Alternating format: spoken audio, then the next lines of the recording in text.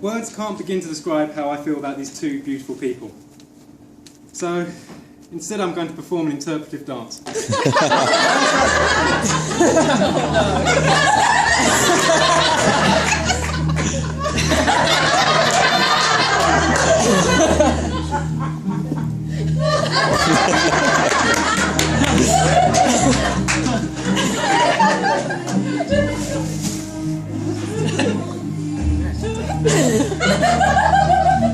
I'm sorry, I can't go on. Stop the music. I can't go on. I prepared a traditional speech just in case that got too sexy. Ladies and gentlemen, I hope you're all enjoying what has been a brilliant wedding celebration. I know this day means so much to everyone involved, and I know Mike and Alison are delighted that you're all here to share in a special day. It's been very emotional, I'm sure. You'll all agree. Even the cake is in tears.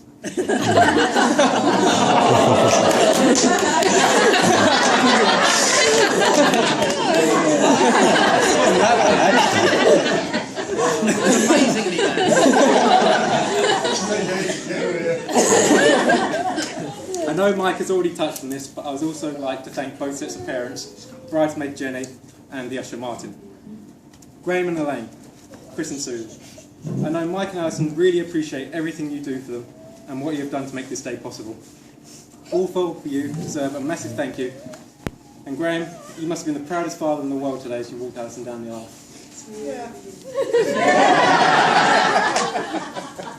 Martin, my thanks on directing people to their seats. If the accounting doesn't work out, at least there's some skills for you to fall back on. Jenny, you look amazing. Only outshone by the beautiful bride today. If you thought being the only bridesmaid was going to be a challenge, you haven't danced with me yet. And finally, I come to the bride and groom, Mike and Alison. What more can I say than, Alison, you look absolutely stunning. And Mike, let's just say you look adequate. That's the look I was going for. I cannot thank you enough for giving me the chance to be the best man and sharing in your special day. I can't help but notice, however, that despite me dishing out the compliments, no one has said how good I look. I can only presume you're all lost for words. When Mike asked me to be his best man, naturally I did have some questions. What had I done to deserve such an honour? Who had dropped out? And if there's any way out of doing this speech. Anyway, having accepted the role, I'm pretty happy with how things have gone so far. And I'm sticking to tradition. It seemed only fair that I embarrassed Mike with a couple of ex-girlfriend stories from his past. Lucky enough for him, he hasn't had it.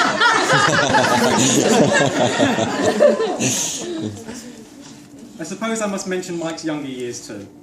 Mike arrived into this world on the 10th of October 1988. Absolutely nothing of note happened on this day. Even the hospital had no interesting stories. Only that is now referred to as Ugly Baby Monday.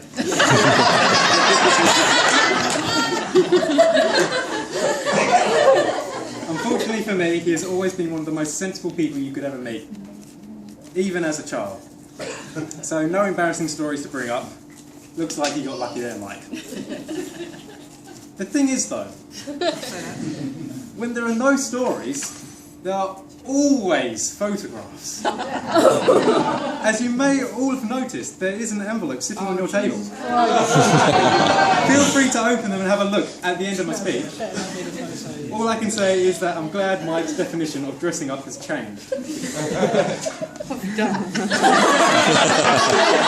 What haven't I done? Fast forwarding on, we first got to know each other 13 years ago, back in Year 7 at Willie D. Mike's first words were to me were in a drama lesson, and I quote, "You're gay." Clearly I was not in line to be the best man back then. I think the turning point in this, however, was during a game of basketball.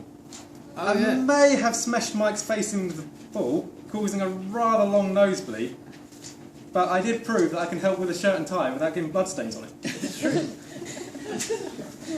From then on, we became close friends, always practicing our father-Ted impressions in drama and messing about in history, where Mr. Leach never addressed us individually, but always Mike and Ryan.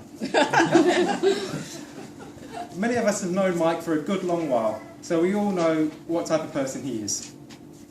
So I asked his work colleagues what they think of him, as we don't really hear that side. They told me that he's thought of as a god in the office. I was very impressed by this until they explained that it meant he was rarely seen and any work he did was a miracle.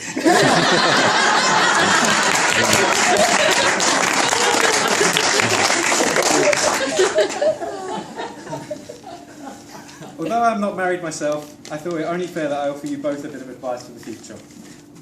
Alison, a few points you need to remember are: a man will treat you right and always stand by your side. A man will shower you with gifts and compliments. A man will please you and grant your every request. Mike, I have a few things for you to consider. Somebody once said a marriage is a 50-50 partnership. But anybody who believes that knows nothing about women or fractions.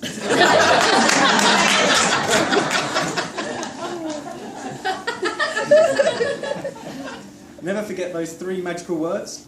You're right, Alison. And finally, the best way to remember your anniversary: forget it once.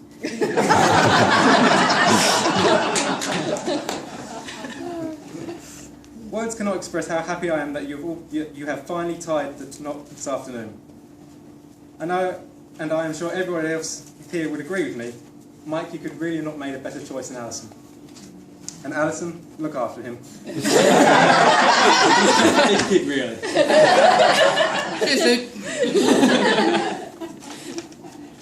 So then, ladies and gentlemen, it gives me immense pleasure, not to mention relief, to ask you all to stand one more time and raise your glasses. To love, to laughter, and a happily ever after. Mike and Alison. Mike.